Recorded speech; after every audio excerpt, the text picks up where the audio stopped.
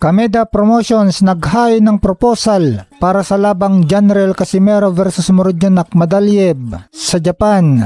Nag-hire na ng opisyal na proposal ang Kameda Promotions sa kampo ng dating kampiyon na si Murodjon Akhmadaliev para makasagupa ang Filipino boxing star na si Janriel Cuadrolas Casimero. Layon ng naturang promosyon na maikasa ang bakbakan ngayong darating na Disyembre bago matapos ang taon. Ang planong laban ay tugon sa patuloy na pagtaas ng demand mula sa mga Japanese boxing fans na muling makita si Casimero na lumaban sa Japan. Ang naratibo sa likod ng matchup, isang mahalagang layunin ng Kameda Promotions sa pagsusulong ng labang ito ay ang patunayan ng kalibre na Casimero laban sa mga naging katunggali ng kasalukuyang undisputed super bantamweight champion na si Naoya Monster Inoue. Gusto ng Kameda Promotions na tuldukan ang mga espekulasyon sa kakayahan ni Casimero. May mga kritiko at tagahanga si Inoue na nagdududa pa rin sa naging tagumpay ni Casimero laban kay Luis Nery, kung saan sinasabing hindi umano nakapagkanda ng gusto ang Mexican boxer. Pagpapatunay ng lakas kung makakalaban at matatalo ni Casimero sa Akhmadaliev na isa rin sa mga nakatunggali at tinalo ni Inoue ng mas impresibong paraan.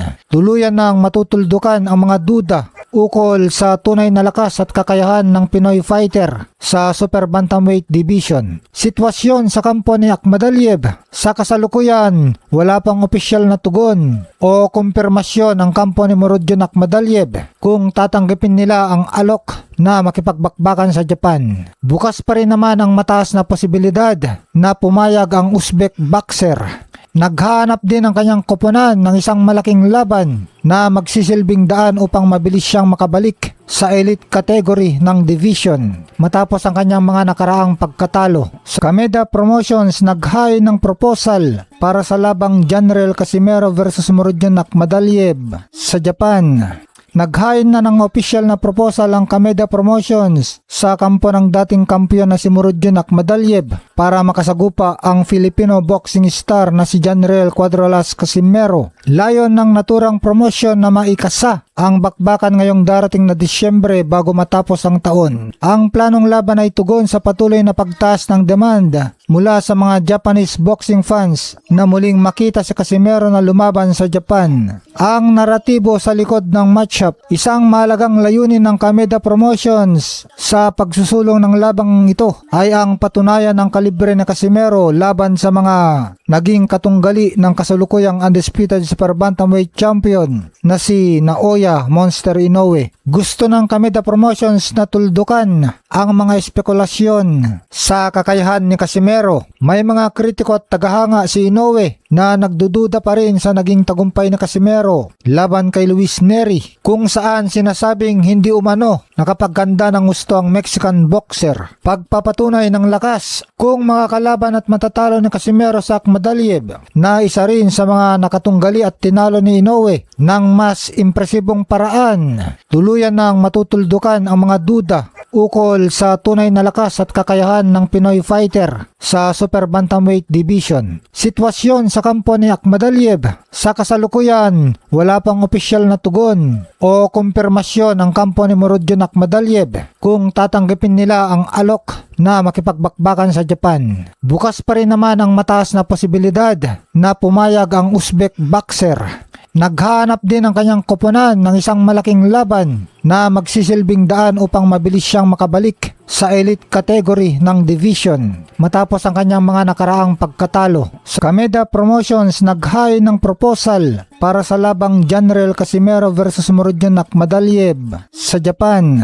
Nag-hire na ng opisyal na proposal ang Kameda Promotions sa kampo ng dating kampiyon na si Murodjon Akhmadaliev para makasagupa ang Filipino boxing star na si Janriel Cuadrolas Casimero. Layon ng naturang promosyon na maikasa ang bakbakan ngayong darating na Disyembre bago matapos ang taon. Ang planong laban ay tugon sa patuloy na pagtaas ng demand mula sa mga Japanese boxing fans na muling makita si Casimero na lumaban sa Japan. Ang naratibo sa likod ng matchup, isang mahalagang layunin ng Kameda Promotions sa pagsusulong ng labang ito ay ang patunayan ng kalibre na Casimero laban sa mga naging katunggali ng kasalukuyang undisputed super bantamweight champion na si Naoya Monster Inoue. Gusto ng Kameda Promotions na tuldukan ang mga espekulasyon sa kakayahan ni Casimero. May mga kritiko at tagahanga si Inoue na nagdududa pa rin sa naging tagumpay ni Casimero laban kay Luis Nery, kung saan sinasabing hindi umano nakapagkanda ng gusto ang Mexican boxer. Pagpapatunay ng lakas kung makakalaban at matatalo ni Casimero sa Akhmadaliev, na isa rin sa mga nakatunggali at tinalo ni Inoue ng mas impresibong paraan.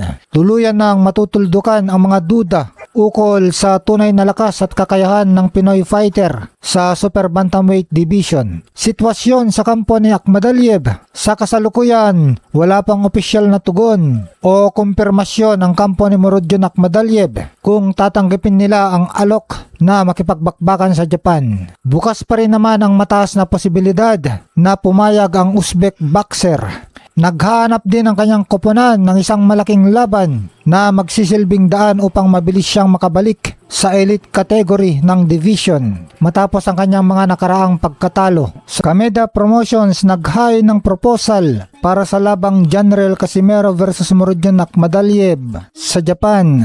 Nag-hire na ng opisyal na proposal ang Kameda Promotions sa kampo ng dating kampiyon na si Murodjon Akhmadaliev para makasagupa ang Filipino boxing star na si Janriel Cuadrolas Casimero. Layon ng naturang promosyon na maikasa ang bakbakan ngayong darating na Disyembre bago matapos ang taon. Ang planong laban ay tugon sa patuloy na pagtaas ng demand mula sa mga Japanese boxing fans na muling makita si Casimero na lumaban sa Japan. Ang naratibo sa likod ng matchup, isang mahalagang layunin ng Kameda Promotions sa pagsusulong ng labang ito ay ang patunayan ng kalibre ni Casimero laban sa mga naging katunggali ng kasalukuyang undisputed super bantamweight champion na si Naoya Monster Inoue. Gusto ng Kameda Promotions na tuldukan ang mga espekulasyon sa kakayahan ni Casimero. May mga kritiko at tagahanga si Inoue na nagdududa pa rin sa naging tagumpay ni Casimero laban kay Luis Nery, kung saan sinasabing hindi umano nakapagkanda ng gusto ang Mexican boxer. Pagpapatunay ng lakas kung makakalaban at matatalo ni Casimero sa Akhmadaliev, na isa rin sa mga nakatunggali at tinalo ni Inoue ng mas impresibong paraan. Tuluyan nang matutuldukan ang mga duda